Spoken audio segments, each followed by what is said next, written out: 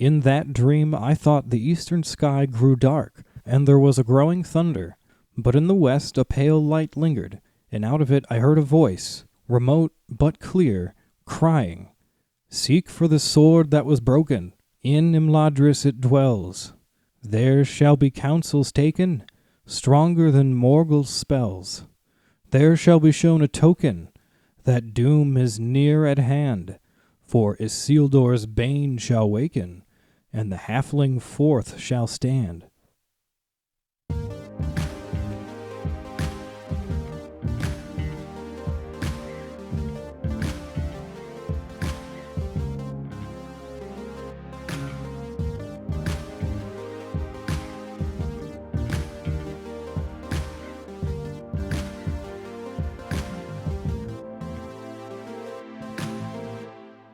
Hey there, guys. Welcome to episode 39 of Keep On Tolkien. I'm Danny J. And this is Joel N. And we are here today talking to you about one of the heroes of the Third Age, Boromir, son of Denethor. Yeah, one of the major characters of the Fellowship. And this character is divisive, I'd say. Yeah, I mean, in general, he is one of the protagonists, but he's kind of a controversial one, because he's one of the protagonists we get that have some major flaws. He gets a lot of hate on the internet.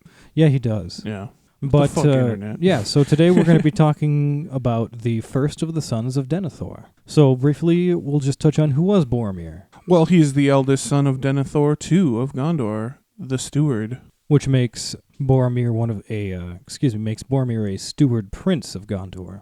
So like a regular prince, but instead of being king, you get to be steward. Right.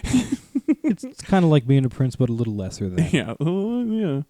He's also a renowned warrior, which we get to see in Lord of the Rings for sure. And some of his names and titles include Captain of the White Tower, Captain in General, High Warden of the White Tower, Steward Prince, and of course, Boromir. Boromir. All right, Origins, Boromir. Like Origins, X-Men, Wolverine. Except Boromir style. Except Boromir story. And that movie was terrible. Yeah, the Origins X-Men movie, the Origins Wolverine movie. Did you see that really with me bad. at theaters? I remember just being shocked about how horrible Yeah, it was. I do remember that. I have not seen that movie since. Yeah, we were supposed to go to the school play, remember, but it was sold out. And then we went...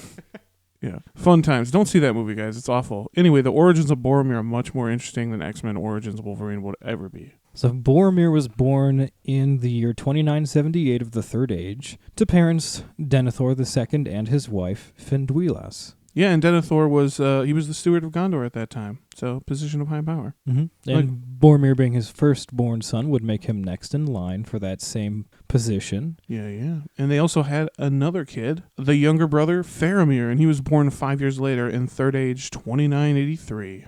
And when Boromir was 10 years old, so when Faramir was 5, unfortunately their mother became ill and died. And this was in the year 2988 of the Third Age. And Denethor became really grim and remote after his wife died. Yeah, and if you know the end of the story of Denethor, this is when it all kind of starts to happen. Yeah, this is when his downward slide kind of starts. Should have got help at this point, man. This is also when Denethor started visibly showing a preference for Boromir over Faramir. Right. And it was said that Denethor loved Boromir too much, perhaps the more so because they were unalike. Yeah, the two brothers were pretty different in temperament. But consequently, that did not cause any rivalry between the brothers, like you might think. But instead, Boromir ended up looking after his younger brother, and they became very close. Yeah, despite their father being a dick. Being a dickhole. So, growing up as the sons of the steward, the brothers were constantly steeped in Gondorian culture.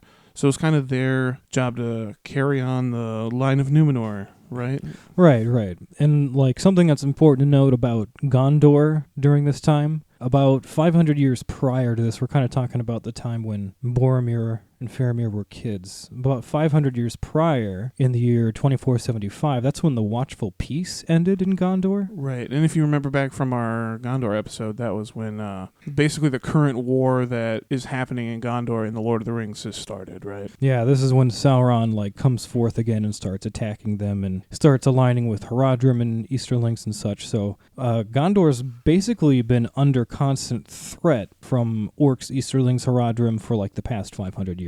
Oh, yeah. So this being the case, they've basically become more or less a military-based kingdom. So the culture of Gondor was pretty proud and nationalistic. Right, yeah, and that'll happen when you're, a country that's constantly at war with. Right. You've got to rally Yeah. the troops around something they can have pride for. Right. An author by the name of Fleming Rutledge wrote that Boromir's perception of Middle-earth is biased by a belief that the divine powers have chosen Gondor to lead the fight against evil. I think that's a good. Yeah. Nailed it. Yeah, they nailed it right on the head. So ultimately, with all of this influence, Boromir ended up devoting himself to leading his people and becoming a renowned commander in the Gondorian military. Yeah, Boromir was made captain of the White Tower and quickly became Captain General, and also bore the title of High Warden of the White Tower. Yeah, he led many successful attacks against Sauron's forces, and that brought him a lot of praise in Gondor. So in Gondor, he was just well known as an awesome leader and just one hell of a warrior. Mm-hmm. Because you got to remember, this guy's also from the line of Numenor, so he's big. Yeah, somewhat. He's kind of mingled, but yeah. But he's still like... He's got it. Yeah, he's a big dude. Yeah. And that's really all the information we get about Boromir's early life, also known as pre-War of the Ring era Boromir. On June 19th, TA 3018, that's that magic year where everything happened, right? Yeah, this is where the War of the Ring really starts to go down. The night before Sauron's attack on Ithilien, both Boromir and Faramir had a dream that contained some kind of message. Yeah, we've got an excerpt of that dream. Seek for the sword that was broken. In Imladris it dwells. There shall be counsels taken, stronger than Morgul spells. There shall be shown a token, that doom is near at hand. For Isildur's bane shall waken, and the halfling forth shall stand. So to some guy of Gondor, I can imagine that wouldn't make a lot of sense. I mean, he'd probably Nah. get the part about Morgul's spells and Isildur's bane, but that's probably about all that would stand out. He was pretty confused. So both the brothers went and they consulted their father, Denethor, because Denethor's a pretty learned guy. Yeah. They got the huge library there in Minas Tirith. Yeah. But ultimately, all Denethor could say about their dream is that Imladris, which was also known as Rivendell, was just a northern dale on the western side of the Misty Mountains where the half-elven Lord Elrond lived. And that was pretty much all they got out of him. Yeah, that's pretty much all the information they got. He listens to the whole thing. Is- Imladris, that's a place over there. Yeah, he's like, I know Imladris, but the rest of that is just kind of gibberish. Gibberish. So right off the bat, Faramir was actually really eager to make that trip to Rivendell and try to see if he could, find out more. However, since the way to Rivendell was full of danger, Boromir actually insisted that he took the journey instead. Yeah, being a good big brother, right? Right. But imagine if Faramir had taken it. That would be a whole different story. I feel like the Fellowship of the Ring would have gone down quite differently. Yeah, I think they would have made it all the way to Mordor, man. Yeah, they very well might All the have. way. And they'd be like sipping in like an old orc pub like that they took over, like sitting on orc corpses, like laughing about the journey that they Right, just because they had. probably wouldn't have split up at the Falls of Rauros like they did with Boromir. No. I imagine things would have gone on. But anyway, something to think about. Something to think about. One of those Tolkieneering questions. So the following day on June 20th, Sauron's forces attack Ithilien. And Boromir and Faramir and two others were the only survivors. Yeah, their entire troop was killed. And they were part of the unit that held the bridge at Osgiliath. So Osgiliath is basically on the edge of Ithilien, and they attacked from the east, right? Right, so Osgiliath is that special city of Gondor that's built, on the river. Right. Like half of it's on one side, and half of it's on the other side. Like Budapest. Yeah, and so... Anybody in Hungary listening? Let us know yeah. if there's Hungarians out there listening. I've heard Budapest is beautiful. Go on, Joel. I'm sorry. No, you're good. But ultimately, Ithilien is just like what they call the east bank of the river. So they lost the east bank of the river, which includes the east end of Osgiliath. Which would be the capital of that part of Ithilien, Right. I suppose. And so their force was holding, Boromir and Faramir's unit was the unit that was holding the bridge from east to west side. Right. And they actually had to destroy the bridge and swim the Anduin just to reach safety. Dang, that's crazy. And that's the only way that they were able to live. On July 5th of that same magic year, Boromir set out from Minas Tirith to find Rivendell. His plan was to ride west through the Gap of Rohan and then travel north along the west side of the Misty Mountains until he found the Hidden Dale. Unfortunately, what he didn't anticipate were a lot of hardships that he'd face along the way. For example, the north-south road there, I think that's the road on the west side of the Misty Mountains, that road had fallen into decay because no one really used it anymore. It was just kind of crumbling remains. Yeah, South Kingdom's not as powerful as it used to be. North Kingdom is not a thing anymore. Right. I'm sure that's probably the road that they probably would have thought to take, somebody from Gondor. Right, yeah, because they were like, there used to be this great north-south road from kingdom to kingdom, and the world was great, and we were powerful. Right. Yeah. But little did he know at that time, people usually would have taken the road to Bree and then gone over to Rivendell. But he took the hard way because he didn't know any better. He actually lost his horse while crossing the Grey Flood about halfway and had to walk the rest of the journey. Yeah, that's like a halfway walking. That sounds pretty shitty. Yeah. Yeah, it's hard to say how Boromir ultimately even found Rivendell. All he ever really says about it is that, quote, "Long have I wandered by roads forgotten, seeking the house of Elrond, of which many had heard, but few knew where it lay." So not a lot of help from anybody. No. Yeah, it's a vague, like, Candy Mountain, where's that? I heard about that. Yeah, I don't know. In the Unfinished Tales, there's actually a passage from Tolkien about Boromir's journey where he states, quote, "The courage and hardihood required is not fully recognized in the narrative." So he basically said there, in so many terms, if you want to translate that into Tolkien terms, what did Boromir get?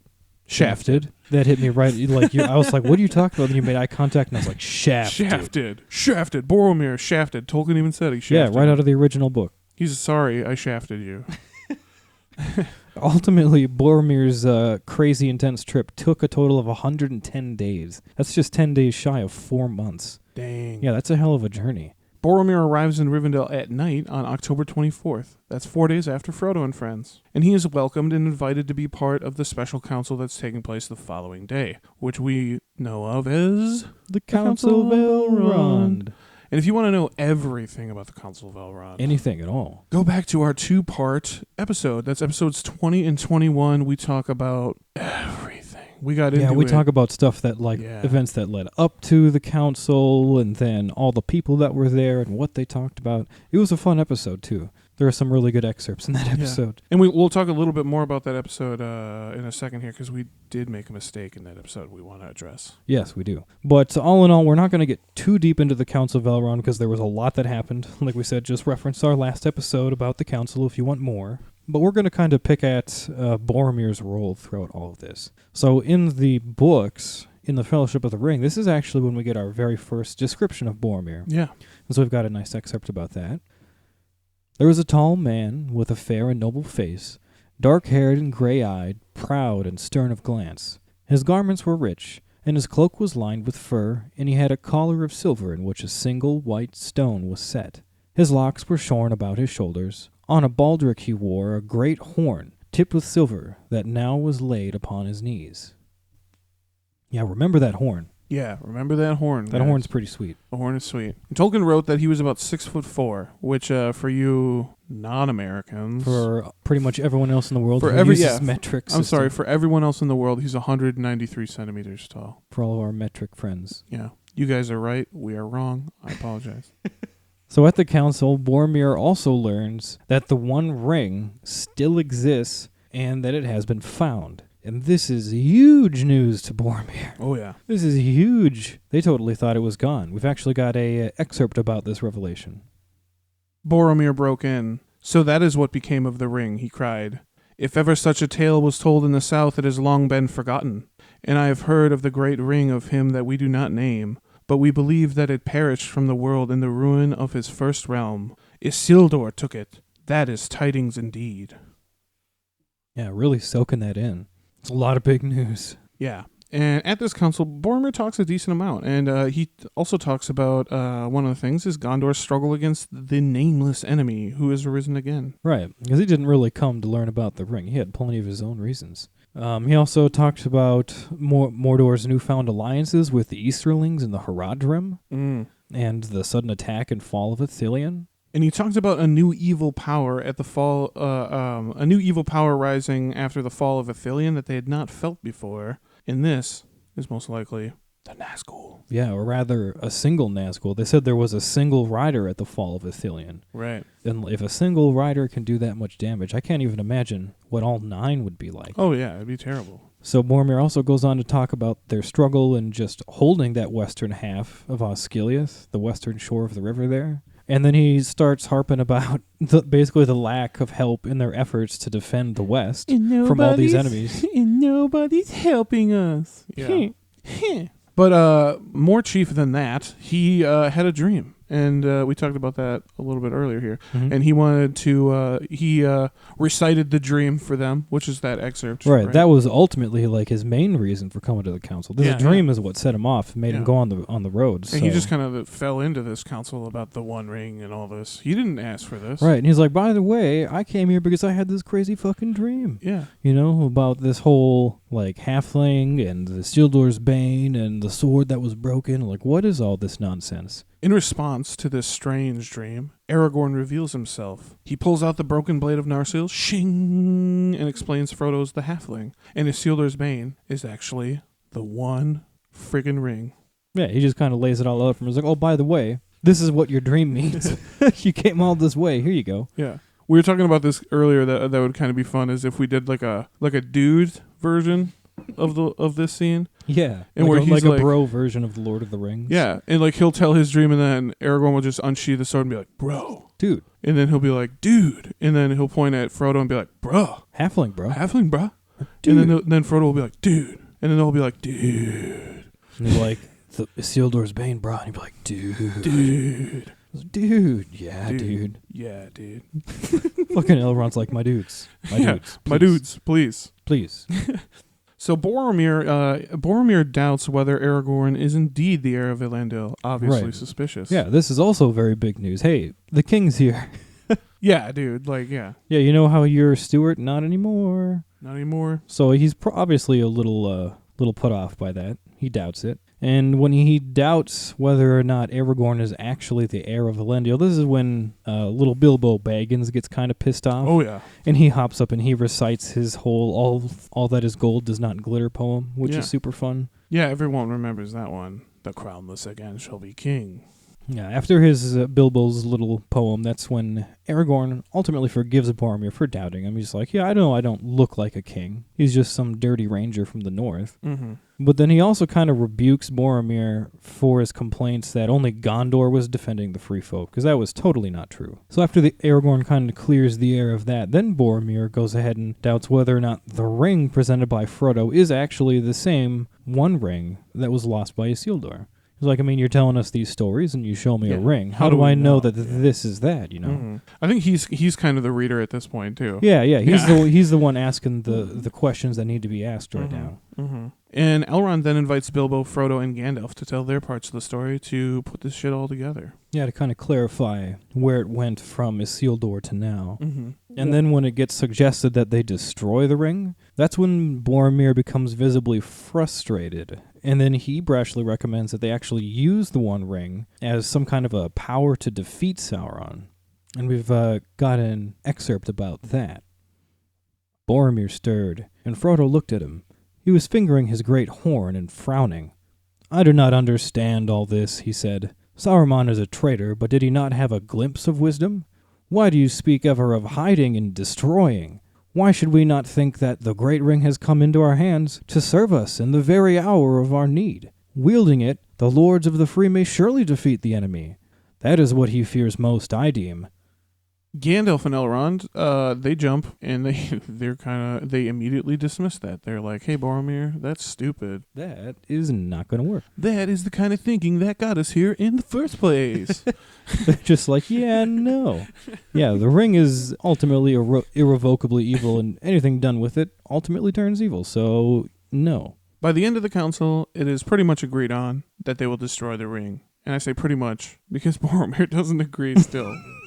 Yeah, pretty much. And this is when Boromir hops up and is like, one does not simply walk into Mordor. In the air you breathe, tax fume, do I? But just kidding, it was actually Erestor who spoke against Mordor, and he said that he was going to Mordor and trying to destroy the ring would be a path of despair and folly. Yeah, I love that scene in the movie with Boromir. It was a great scene. Yeah, the whole one does not simply walk into Mordor. It was a really nice line. Yeah. But it did belong to Erestor, who they shafted in the movie, but we just realized earlier today, we went back in our own archives, dude, and we found out that we shafted Erestor from the Shafted episode. Yeah, so we like super So shafted he got Aristor. super shafted, and we want to apologize to Aristor, the main counselor of Elrond, very significant figure that we shafted from our Shafted episode. Yeah, he should have definitely been talked about at the council. Yeah, Aristor, shafted. Shafted. Super shafted. In the books, Boromir doesn't say the one does not simply walk into Mordor line, but he does ultimately make it clear by the end of the council that he openly disagrees with destroying the ring, and he wishes it would go to Gondor, but he will do whatever the majority decides, which is ultimately destroy. Yeah, majority rules, let's destroy it. So let's take it from the top, Joel. Who are the Fellowship of the Ring? The folks that ended up being part of the Fellowship are Gandalf, the Wandering Wizard, Frodo Baggins, Samwise Gamgee, Meriadoc Brandybug, Peregrine Took, Gimli of Erebor, Legolas of the Greenwood Elves, and Aragorn of the Northern Rangers of the Dunedain. and last but not least, the subject of today, Boromir of Gondor. Boromir. And initially when the Fellowship leaves Rivendell, they are not sure what the best way to get to Mordor is. Yeah, so there's some debate about which way to go. Boromir had always planned on going to Minas Tirith, basically, in the end, and despite the consensus reached at Rivendell to go to Mordor and destroy it, he still kind of urged the Fellowship to accompany him to Minas Tirith before going to Mordor. Because he's like, I'm going there anyway, I'll go with you along the way. Let's restock up and see what we can do before you go. Despite the somewhat negative impression Boromir gave at the council, he proved to be an invaluable member of the Fellowship. Seriously, dog. Like, seriously invaluable. He was a huge help. Let's talk a little bit about that. First off, the Redhorn Pass. Yeah, so when the Fellowship got snowed in on the Redhorn Pass, when they were trying to cross over Caradhras, that's when Boromir and Aragorn were the ones who could muscle their way through the snow, and they kind of saved everybody. We have a quick excerpt about that. Have hope, said Boromir. I am weary, but I still have strength left, and Aragorn too. We will bear the little folk. Come, Master Peregrine. I begin with you. He lifted up the hobbit. Cling to my back, I shall need my arms, he said, and strode forward. Aragorn with Merry came behind. Pippin marveled at his strength, seeing the passage that he had already forced with no other tool than his great limbs. Even now, burdened as he was widening the track for those who followed, thrusting snow aside as he went. Yeah, just kind of beasting it. I really liked that part in the book. That was cool. Like the two men were like, "Well, I guess it's time to just kind of beast through this." Yeah, he's pretty much a snowblower. You know what I'm saying? Oh yeah, he is just plowing right through there. Yeah, they might want to hire him around here, huh? For those of you that don't know, we have a machine in Minnesota and the snowier places of the world that is dedicated only to fling snow off of your driveway. Are you mansplaining snowblowers right now? Well, I mean, some people, we have people, in places that don't have snow listening, Joel. They don't know that we need a machine to fling the snow off of our sidewalks. Yeah, okay. Well, I guess think of like a lawnmower, sort of. A very big one. Yeah. And it like shoots snow out the side. And moves it for you. Yeah, it's got like big augers. It's terrifying, actually. Yeah. Don't stick your hands in there. Don't stick your hands in there. Have you ever seen that? I think I showed you that video of the guy that made one with a V8 engine. No, that sounds outrageous. And it shot snow like 200 feet in the air. Anyway, that's some Minnesotan talk for you. Here we go. We're going to keep going with Tolkien here. So we're talking about how badass Boromir was for the Fellowship. Let's talk about the Mines Moria. The Mines of Moria, horrible place. Horrible place. Don't go there. Gandalf suggests going through the mines, and initially Boromir said that he would not go through the mines unless the whole company said that they should. So in this, me and Joel were talking about, like, Boromir has kind of every right to be salty here, because everybody always says, like, I don't think we should do this, and then they're just like, shut the fuck up, Boromir. And then when there's like orcs and stuff, they're like, Boromir, get up here and kill these orcs, But no, they don't listen to Boromir. I don't think we should destroy the ring. Shut up, Boromir. Shut up, Boromir. I really don't think we should go through the mines of Moria. Shut up, Boromir. Shut up, Boromir. Well, actually, almost all of them didn't want to go to the mines, but they ended up going anyway. Boromir wanted to go south along the Misty Mountains, and he wanted to either go through the Gap of Rohan or cross the Isen and go through the southern lands of how do you pronounce that? Langstrand and Lebanon? I believe that's correct. Yeah, so he wanted to take more of a southerly road.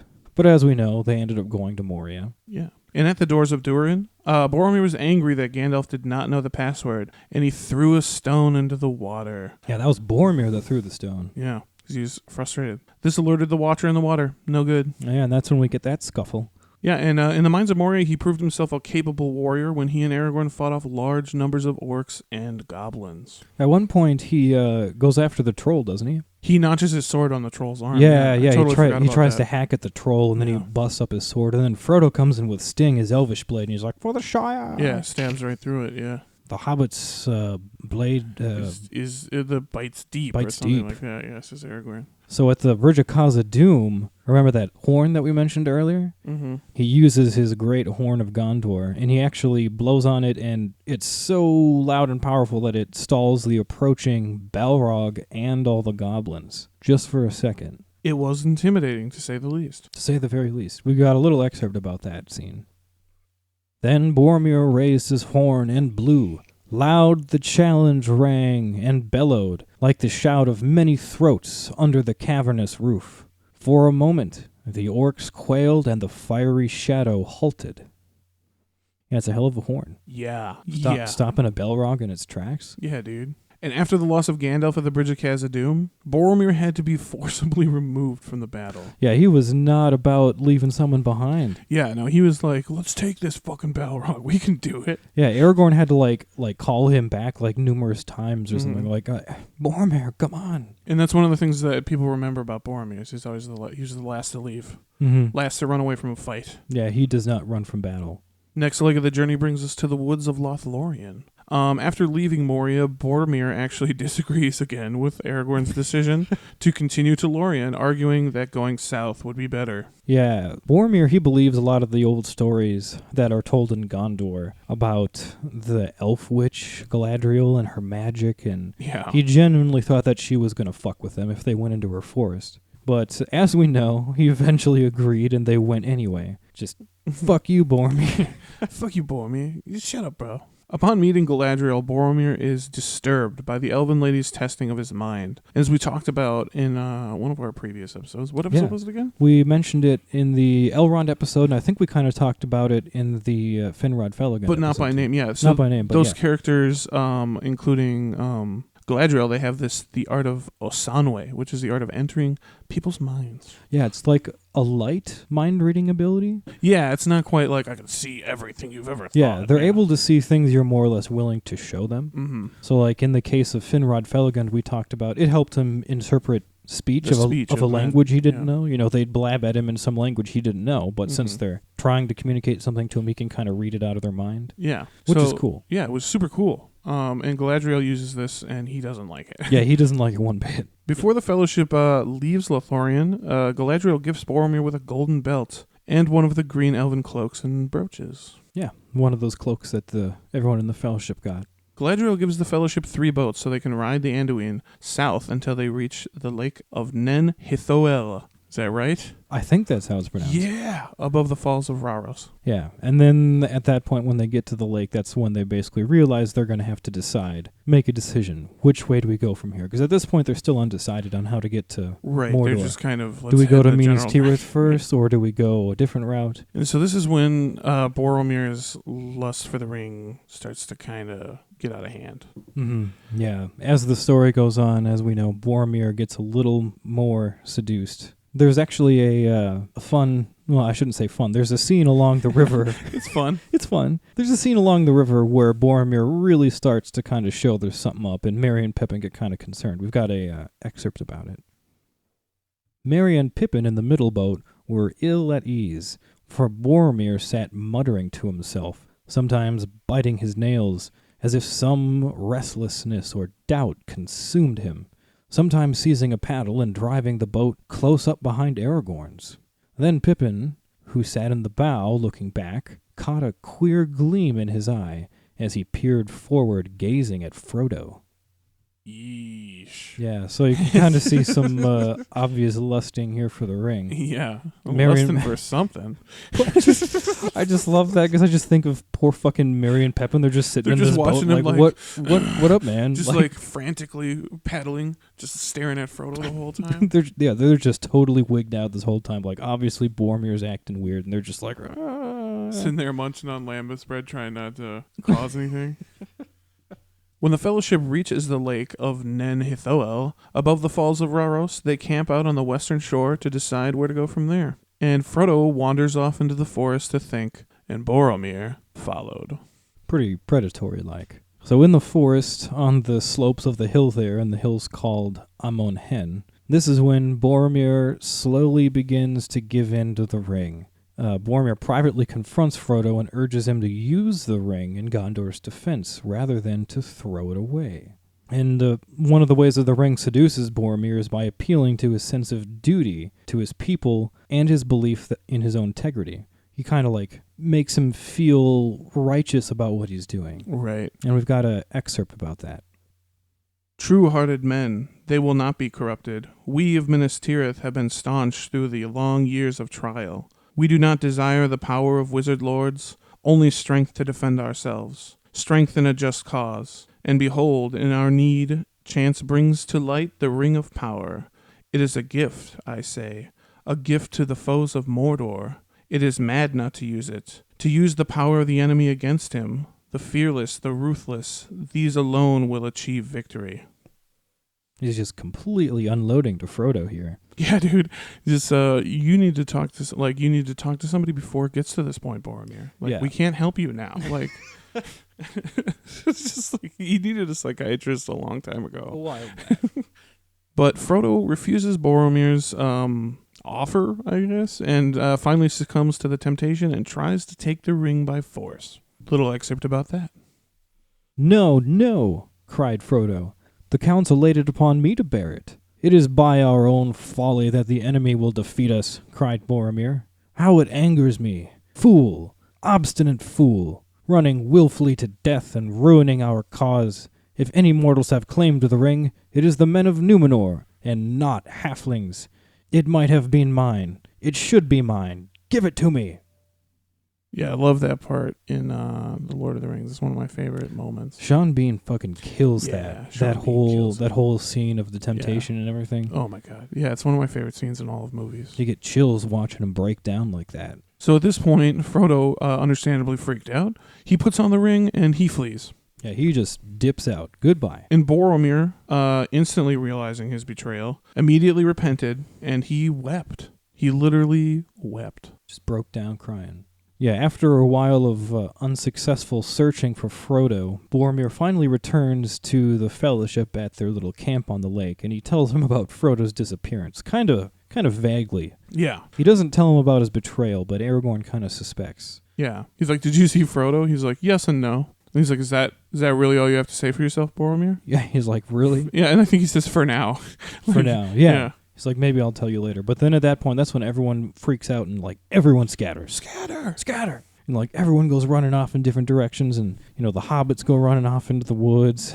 And Legolas and Gimli go running off. And Aragorn's just like, oh, he's had it. This is a real bad day for Aragorn. Yeah. If you remember at this point in the book, this is when Aragorn's really breaking down, too. Because he doesn't know what to do as leader of the Fellowship. And now everything's falling apart. And he just looks at Boromir. And he's like, follow Merry and Pippin. Yeah. And Boromir doesn't even question. He just does it immediately. He's like, okay. Yeah. But by the time Boromir finds the hobbits, they're surrounded by dozens of orcs. Boromir slew many of them, and the rest fled. But unfortunately, on their way back to the campsite, they are attacked again. And this time, they say it was by at least 100 orcs. Yeah. Boromir engages the massive crowd of orcs and sounds the horn of Gondor. And isn't that technically the end of book 1? It's somewhere around there. Technically it's the end of book 2, but it's the end of the Fellowship. Yeah. I think somewhere around there. Yeah, because you hear him blowing the horn, and then he dies in the next book. Yeah, he dies at the beginning of the Two Towers, but that horn is like, they're like, the horn of Gondor. Yeah, and then they're like, oh, shit's going down. Yeah. End of the book. And you're like, holy shit. Yeah. That would have been a hell of a cliffhanger. Yeah, it would. But we've got a quick excerpt about this scene. Then Boromir had come leaping through the trees. He had made them fight. He slew many of them, and the rest fled. But they had not gone far on the way back when they were attacked again by 100 orcs at least, some of them very large, and they shot a rain of arrows, always at Boromir. Boromir had blown his great horn until the woods rang, and at first the orcs had been dismayed and had drawn back. But when no answer, but the echoes came, they attacked more fiercely than ever. Pippin did not remember much more. His last memory was of Boromir leaning against a tree, plucking out an arrow. Then darkness fell suddenly. Yeah, that's pretty badass. Yeah, dude. That's a last stand if I've ever seen one. By the time Aragorn finds Boromir, everyone's pretty much gone except for Boromir and they say at least 20 dead orcs. Yeah. So he cut off about 20% of the orcs that were there. Good. It's a good number. That's a hell of a number. Boromir was still alive, but he was wounded with many black-tipped arrows. And he still held his sword, and the blade had been broken off at the hilt, and the great horn had been cloven in two. Very sad. Yeah, all of his shit is very used. Is it implied that the horn broke in two from blowing on it too hard, or that it was cut? Cloven makes it seem like it was cut in two. Yeah. But that would be a pretty badass story, though. He blew it so hard that the horn exploded. Yeah. I wouldn't be surprised if the orcs did that on the way out, just to be assholes. Yeah. They're pretty disrespectful. Yeah. So, Boromir, this is when he has his scene with Aragorn, and he confesses to Aragorn that he tried to take the ring from Frodo, and it's very serious. And he accepts his own impending death as basically a penance for having tried to do that. He also urges Aragorn to save Minas Tirith, because that was kind of Boromir's own personal battle that he feels he failed. Right. Yeah, it was really his responsibility to defend the White Tower, and he's now dying in the woods somewhere, not doing his job. Mm-hmm. And we have an excerpt about this scene. Farewell, Aragorn. Go to Minas Tirith and save my people. I have failed. No, said Aragorn, taking his hand and kissing his brow. You have conquered. Few have gained such a victory. Be at peace. Minas Tirith shall not fall. Boromir smiled, but did not speak again. Alas, said Aragorn, thus passes the heir of Denethor, lord of the Tower of Guard. This is a bitter end. He knelt for a while, bent with weeping, still clasping Boromir's hand. So it was that Legolas and Gimli found him. Damn. It's a tender moment between a captain and his king. Mm-hmm. And it's a moment that they didn't accept each other as those titles until that point. Yeah, until that moment, yeah. So Aragorn, Gimli, and Legolas place Boromir's body in one of the elven boats along with his broken sword, belt, cloak, broken horn, and all the weapons of his slain enemies. I imagine that'd be a pretty weighed down boat. Yeah, that's metal as fuck, though. Imagine all the swords of your fallen enemies. Yeah, that's like 20 swords and axes and shit. Yeah. Yeah, that's pretty metal. And they set the boat adrift toward the falls of Rauros. And they sang the Lament of Boromir as a funeral song. Yeah, I think we mentioned before that Robert Inglis, the guy who does a version of the audiobook, he sings a lot of the songs, and he does a real good job with this one. It nails them. Makes me tear up every time I hear it. So we're not going to get into the full Lament of Boromir here, just because it's a kind of a long song. Kind of long, yeah. It refers to the four winds, right? Yeah. And it says something about Boromir from east to west, north. Or no, they don't say east. East is Mordor. They don't talk about east. Yeah, they talk about the other directions, but they leave the east wind out because it's evil. Yeah, but it's very cool. Check it out. Check out Robert Inglis singing it on the audiobook. It's very cool. I think we're going to try to put up a recording of us reciting it. We're definitely going to record it, but it's too long for this episode. Sorry, guys. So we'll post that up separately, and we'll link it to you guys and let you know. But yeah, ultimately by the end of the song, The Lament of Boromir, they leave the east wind to Gimli, and he stops there and he's like, you've left the east wind to me, but I won't sing of that. The east wind is evil. And Aragorn responds that the people of Gondor endure that evil east wind, but do not ask for its tidings, because that direction lies Mordor. Yeah. And Boromir, son of Denethor II, Prince Steward, passed over the falls of Rauros on February 26th, third age, 3019. A solemn moment, a moment of silence for Boromir. Pour one out if you got one. Put one up if you got one. 3 days later, Faramir, younger brother to Boromir, found the boat bearing his dead brother floating down the river Anduin. That had to have been a pretty horrifying revelation. Yeah. And it also said in the book that Faramir could have sworn that he heard his horn like the day before. Yes, it does blowing say up that. in the north. Yeah. And then finding his body after that, yeah. That's pretty crushing. Because the thing about the horn was, you could hear it all throughout Gondor. Mm. It was like the extent of if you were within the borders of Gondor, it would be heard. Okay. So it definitely would have been heard in Ithilien. Right.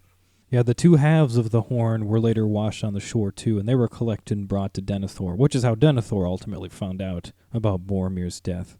But the whole death of Boromir is ultimately super sad, and there's really not a lot of resolution to it. The characters just get fucking stabbed with that in the heart, and they just have to move on Yeah, and they just deal have to with deal it. with it, yeah. But there was a nice excerpt I found about what happened to the boat. So we'll give that excerpt out here. But in Gondor in the after days, it was long said that the elven boat rode the falls and the foaming pool, and bore him down through Osgiliath, and past the mouths of Anduin out to the great sea at night under the stars. That sounds really peaceful. Yeah, it does. And later on, I think it's in the Two Towers, Faramir tells Frodo, he says that Boromir, quote, died well, achieving some good thing. His face was more beautiful even than in life. So at least it seemed like he was at peace. Yeah, redeemed. Redeemed, exactly.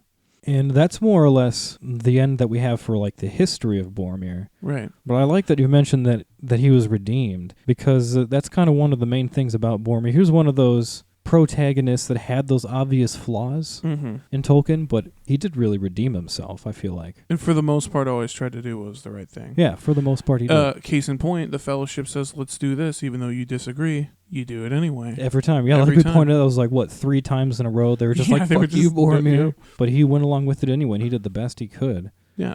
And Tolkien is known for those flawed protagonists, excuse me. Fëanor. Who's Boromir? What the fuck? It's been a long day.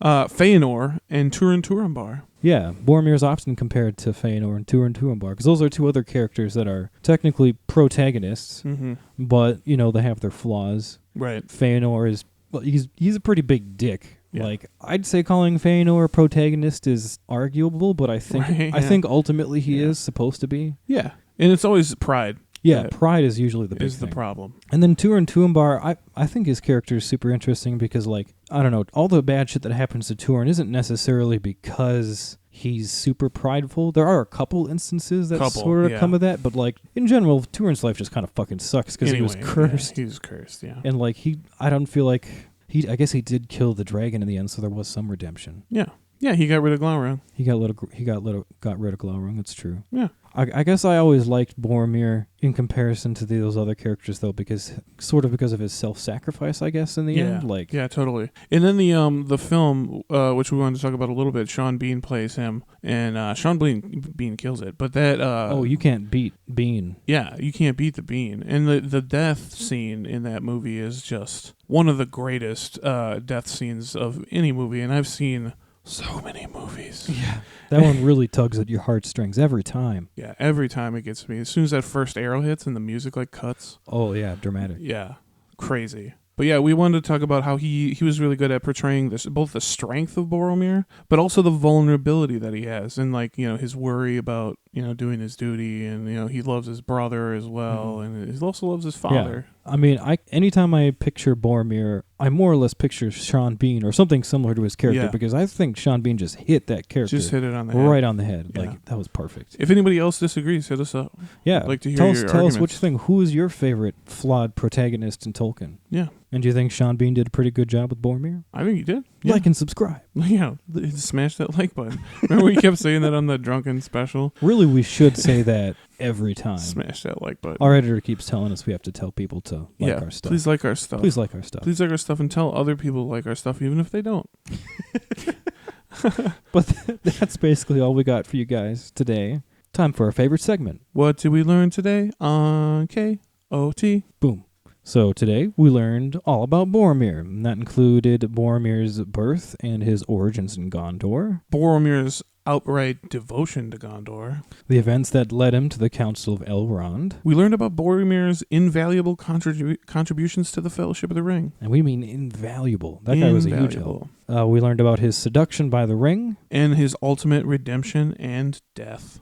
But we hope you guys enjoyed that. Yes. Thank you again for listening. Thank you. Like, subscribe, write a cool comment on SoundCloud or iTunes or Facebook or wherever you want to. We'd love to hear from you. Yeah, and don't forget to check out the Patreon as well. Right. Patreon is a way for you guys to help support us and what we do. So if you like what we do and you think you could help us out with a little bit of money, yeah, go to Patreon and subscribe. Yeah, every dollar really helps. It really does. We just paid our bill with a bunch of Patreon money the other day. Like we've mentioned before, this podcast is still something we pay to do. Mm-hmm. It's a really fun hobby for us though, so we want to keep on going. That Patreon money took a good chunk out. Thanks, guys. Yeah, it helped a lot. So much. And continue to do that. And I am Danny J. And I'm Joel N. And as always, guys, keep on Tolkien. Aure and Tulaba.